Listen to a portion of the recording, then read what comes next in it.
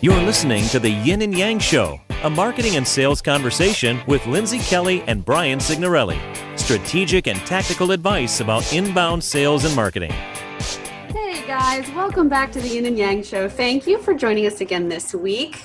I am fresh back from Boston. We had our glorious Inbound 2017 event last week, and I am just stoked to share some information with you guys.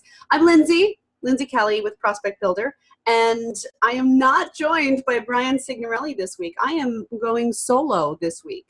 There is so much going on with the post-inbound world that these guys all live in. So, with Brian Sig being part of the HubSpot team, I did get a chance to catch up with him in person. However, he is debriefing today and decompressing after he had a session of his own that he presented.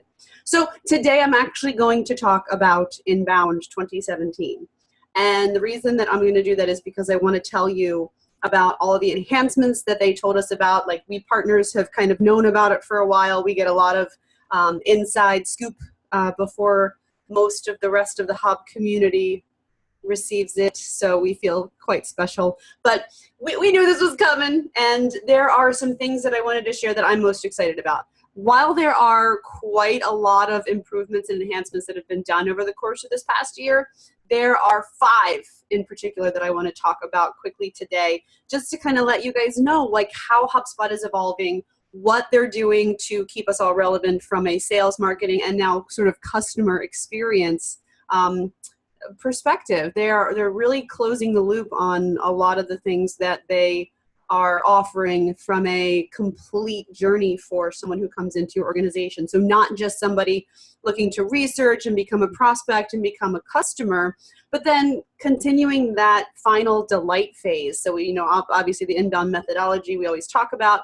attract, convert, close, delight, and in our case, in my little office technology world, our folks like to cross-sell as well. So that delight stage can be cross-selling. So what we're going to talk about today really involves a bunch of different things, but the biggest takeaway that I took from Inbound is just how in-depth HubSpot is going with this complete and total journey that customers will go on throughout the life cycle of them being your customer. So it doesn't stop after the sale. They're looking for ways to make this tool something that can complete this journey for you for years to come and keep that customer really happy. So that was my biggest takeaway. The first thing I want to start with is the HubSpot Sales Pro. Basically, it's their CRM. So HubSpot has a free CRM that you can use right now. You can go and sign up for it and get it. You don't have to have the paid version of the marketing tool or anything. You can just go get it and start playing with it. It does have some really great features, but really when you get into the Sales Pro side is when you have a lot more functionality. So what it looks like today is that Sales Pro is $50 a month, and you get your core CRM and a lot of functionality around reps being able to track, create their own email communications, set up sequences, and we've had sequences conversations in the past. So look back on those podcasts and you'll see what sequences really are. You can also record your calls. And I using this tool, like my previous salesperson recorded a lot of calls that were discovery type and just a whole bunch of different types of calls that he goes through in his sales process. And me being able to go in and listen to those if he was away or not available, I was able to go in and kind of pick up right where he left off because I would listen to these conversations and know exactly what was said. The calling gives you 500 minutes, and you can call directly through HubSpot, so directly through your computer. Really, really neat functionality. And then it tracks all of the communications back and forth. It tells you that the person has actually opened the email. You don't need to ask for a read receipt. All of these really neat things that sales reps love to know. Like the minute your proposal email is opened, that is a really important thing to know. They love to know that. So HubSpot shows you that. It sends you notifications. What they're going to do moving forward is they're going to have a new version of the Sales Pro. So what is the Sales Pro right now is now going to be the Sales Starter, which is pretty cool because the Sales Starter is still going to be $50 a month. You still get all this functionality that you have right now. But wait, there's more. But if you sign up for this new Sales Pro by November 1st, you actually will be able to hold on to the $50 a month pricing and get grandfathered in. They're getting a new structure. It's now going to be, you'll get 5 licenses. So 5 sales reps or customer service reps or marketing people can have this CRM license. And again, this is completely separate from HubSpot. This is like an individual license for the CRM that HubSpot has. And it's $50 a month now, but now it's going to be 5 users, $400 a month, which equates to $80. So you can't buy it individually. You have to buy it as a package. And that's not the case right now. But if you buy HubSpot Sales Pro right now, you get to hold on to that $50 a month price, and you get all the new stuff that they are rolling out, which is super, super, super cool inside of the new Sales Pro. So what's in the new Sales Pro that makes me so excited? The biggest thing for me, to be honest, is workflows. Now, sequences and workflows do seem like they're very similar, but what workflows will allow reps to do is what we marketers are allowed to do right now inside of the HubSpot marketing portal, which is create those if-then scenarios. So, if they open this email, click on this link and download my ebook, then send them this email. If they don't, send them something different that maybe is, more nurturing, like a blog post or something. But now sales reps can go in and control this. They can say, if they don't click on my proposal, then send them these other reminders. If they do click on my proposal, then they don't follow up with me in a certain amount of time, then send them this other thing. So it really gives sales reps this amazing flexibility into really taking control of their online digital journey for their prospect. It's really, really cool. The other thing that really gets me excited about it is the predictive lead scoring. So HubSpot can go in and say, okay, I know this is Sally based upon what she's looking at on the site, even though she might not be opening sales rep Sam's emails, she's really digging deep into the site. So it's going to give a predictive lead score that's higher for her than it might be for someone else. Because then the sales rep knows, okay, I should pay more attention to this prospect than to this one who's not looking at my website at all. The score is really low. They're not engaged. Whereas this other person might be more engaged. They're just not replying to your email. Now you can figure that out. It's so cool. So there's a whole bunch of stuff in there that really makes the experience for sales reps pretty darn awesome. The next one that I'm really excited about is they're going to have a Facebook audience sync. So basically with like Facebook ads, now instead of having to go into Facebook and create your own ad, you can create the ad inside of HubSpot. So you can create the ad right inside of HubSpot. It's automatically tracked. It's automatically synced, but that's not even what's really awesome. And from sort of the lead generation perspective, like think about it this way. How often are these folks on Facebook? I mean, maybe you're sitting there saying, no, my person's not on Facebook. Okay, most of us at least check Facebook. We always see the ads. We're always at least recognizing them. So if you're able to sync your HubSpot smart lists within Facebook, Facebook can go ahead and find them and say, here's this person. I can serve this ad up because they're in my hot leads list. Oh my gosh, it's like mind blowing. I love it. And then what it does is it goes in and it does like a lookalike. So it'll say, okay, so if this person is in their database, this is what Facebook is saying, if Facebook is saying, okay, I just got a list from HubSpot and, these are the type of people that they're looking for. It's the demographic, it's the gender, all of these things, this is the industry. I have this whole other database of people who Facebook here, I know who they are. I can serve that ad up to them as well. So isn't that cool? So then you're getting new people in. Oh, and then all they have to do is if they want this ebook or they want to watch this video and when all we ask for is an email address, they just enter it right in there, right in Facebook. They never leave Facebook. We don't want them to leave Facebook right now because they're not there researching whatever product or service you're trying to push on them.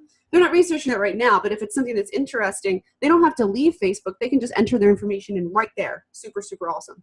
So I thought that was pretty darn cool. The next thing is coming, and a lot of these things are coming later. So like Facebook ads, it's part of the additional $100 that you have to pay. So there's an ads add-on reporting functionality that is an additional cost. So that will cost you an extra $100 to do what we just talked about with the Facebook ads. But the this next one is part of HubSpot CRM free. And so that means, this isn't even part of the $50 one. This is just going to be free. Well, conversations, like HubSpot Conversations is basically kind of like a messaging app aggregator, I guess you could call it. It's a place for you to have all of these different chat conversations happening in one place, unlike on social, on your website. And it's all funneled through HubSpot, kind of like through almost like an email. Like, so, you look at your email inbox and you can see all this information. It's kind of the same way here. It's like, oh, this just came in from Facebook over here. And so you can be having a conversation through HubSpot or through Facebook Messenger, and it's capturing all this data. And everyone on your team, so if you are, for instance, a copy dealership, which we work with, and somebody sends a message in that says, hey, I'm looking for toner, can you give me a hand? And they're able to see, the person who's monitoring the chat is able to see, oh, well, this is a customer. All we have to do is send them this form. So they can send that to the person, this form, or if it's a special circumstance, they can loop in a new person. So now your entire team can see this conversation, and the person who places the toner order can say, oh, look, this is for me, and I can see everything that they were talking about through this chat, and I can even see what they need, and I can go, oh, hey, so if you're looking for a magenta and a cyan for the Xerox Work Center, blah, blah, blah, blah, okay. So it's just a really, really great way to keep everything in one place from a conversation perspective, and don't make your customer work so hard. Everything is right there, and they don't have to explain themselves over and over again. So it's really, really neat stuff. The next thing that I'm really, really excited about is AI. And whenever people say AI, they're like, oh my gosh, that's so futuristic. You use AI all the time. Siri is AI. Alexa is AI. Most of the time, if you are chatting with someone, I realized this just the other day, every time I chat with Disney, because those of you who don't know me, my daughter was a Disney nut. Now she's getting a little older, but I would, try to book something online. I'd have trouble. I would go in and ask this, this little chat thing. It was like this little pixie. And I would ask her questions. And I realized just the other day, I'm like, oh, that was not really a person replying to me. That was a bot. It was a bot. So chatbots are basically what's driving this IA, or this AI, artificial intelligence thing. And you can basically have them set up in a almost like a workflow, like a situation where you can say, hey, if they ask a question with these keywords in it, they're probably looking for this. So the example I used before will work just as well. Somebody comes in and it's after hours, because, sometimes people are sitting there at 7 o'clock at night and everybody else is closed and they're still working. And they're like, oh, I forgot to order the toner. And they'll jump on the website of your dealership and they'll say, hey, and I really need to order cyan toner. And the chatbot can be programmed to send back an automated message that says, oh, if you need to order toner, just fill this form out right here. Here's the link.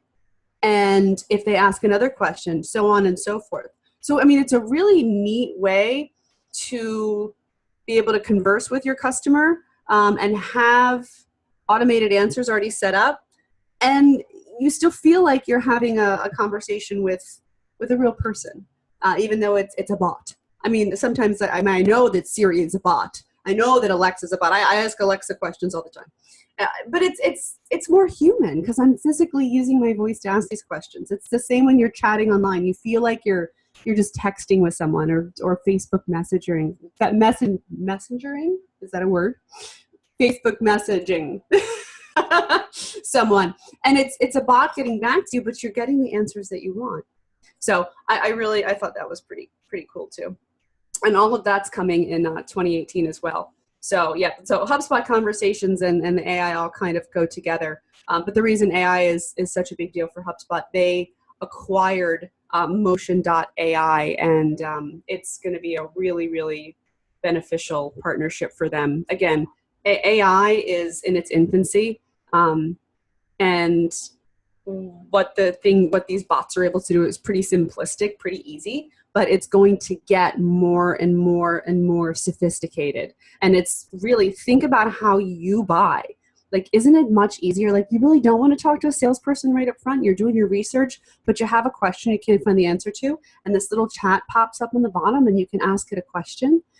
And whatever the floating head is, I don't know if it's going to actually be that person. Probably not. But I feel like it is. We don't have to tell them that, right? Hey, this isn't really this person. It's a bot.